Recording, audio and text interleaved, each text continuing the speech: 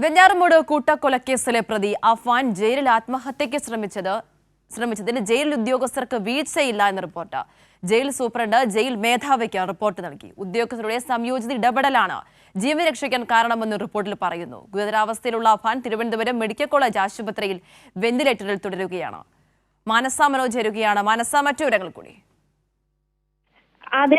ഇന്ന് രാവിലെയോടുകൂടിയാണ് വെഞ്ഞാറമൂട് കൂട്ടക്കൊലപാതക കേസിലെ പ്രതി അഫാൻ മറ്റ് തടവുകാർ സിനിമ കാണാനും ഫോൺ വിളിക്കാനുമായി പോയതിനിടെ UT ബ്ലോക്കിലെ ശുചിമുറിയിൽ കയറി ആത്മഹത്യക്ക് ശ്രമിച്ചത്.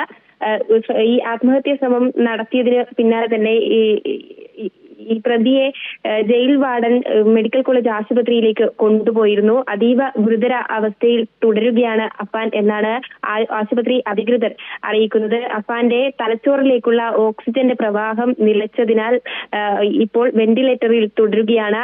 അതിനിടെയാണ് ഈ പ്രതിയുടെ ഈ അറ്റംപ്റ്റിനെതിരെ റിപ്പോർട്ട് സമർപ്പിക്കാൻ നിർദ്ദേശം നൽകിയിരുന്നു. ജയിൽ ഉദ്യോഗസ്ഥർക്ക് വീഴ്ചയില്ലെന്നാണ് റിപ്പോർട്ടിൽ പരാമർശിക്കുന്നത്. ജയിൽ സൂപ്രണ്ട് ജയിൽ മേധാവിക്ക് ഈ റിപ്പോർട്ട് നൽകിയിട്ടുണ്ട്. ഉദ്യോഗസ്ഥരുടെ സംയോജിത ഇടപെടലാണ് ജീവൻ രക്ഷിക്കാൻ കാരണമായതെന്നും ഗുരുതരാവസ്ഥയിലുള്ള അഫാൻ ഇപ്പോഴും വെന്റിലേറ്ററിൽ മെഡിക്കൽ കോളേജ് ആശുപത്രിയിൽ തുടരുകയാണ് എന്നാണ് ഈ റിപ്പോർട്ടിൽ പറയുന്നത്. നേരത്തെ ഞാൻ പറഞ്ഞതുപോലെ തന്നെ രാവിലെ 11 മണിയോട് കൂടിയാണ് അഫാൻ ഇത്തരത്തിൽ ഉണങ്ങാനിട്ട തുണി എടുത്ത് ശുചിമുറിയിലേക്ക് പോയി തൂങ്ങി മരിക്കാനുള്ള ഒരു ശ്രമം നടത്തിയത്. ഇത് പിന്നീട് അഫാൻ തിരിച്ചു വരാത്തത് കാണാത്തതിനെ തുടർന്നാണ് വാർഡൻ പോയി നോക്കുമ്പോൾ വാതിലും തുറക്കാൻ പറ്റാത്തതിനെ തുടർന്ന് വാതിൽ പൊട്ടിപ്പൊളിച്ചാണ് വാർഡൻ അകത്തേക്ക് കയറിയത്. അപ്പോഴാണ് അഫാൻ തൂങ്ങിക്കിടക്കുന്ന നിലയിൽ കണ്ടത്. ഉടൻ തന്നെ ആശുപത്രിയിൽ എത്തിക്കുകയായിരുന്നു. 24 മണിക്കൂർ നിരീക്ഷണം വേണമെന്നാണ് ആശുപത്രി അധികൃതർ പറയുന്നത്.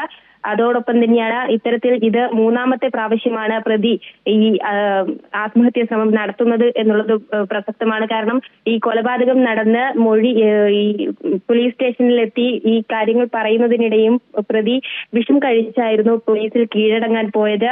അതിന് പിന്നാലെ തെളിവെടുപ്പിനായി കൊണ്ടുപോകുമ്പോഴും ചോദ്യം ചെയ്യലിനായി ഹാജരാക്കിയപ്പോഴും പ്രതി ഇത്തരത്തിൽ ആത്മഹത്യാ ശ്രമത്തിന് മുതിർന്നിരുന്നു. അതിന് പിന്നാലെയാണ് ഇപ്പോൾ ജയിലിൽ ഈ തടവിൽ കഴിയുന്നതിനിടെ പ്രതി ഈ ആത്മഹത്യാ ശ്രമം വീണ്ടും നടത്തിയിരിക്കുന്നത്. ശരി, വ്യക്തമാണ്. മാനസ മനോജാണ് വിവരങ്ങൾ നൽകിയത്.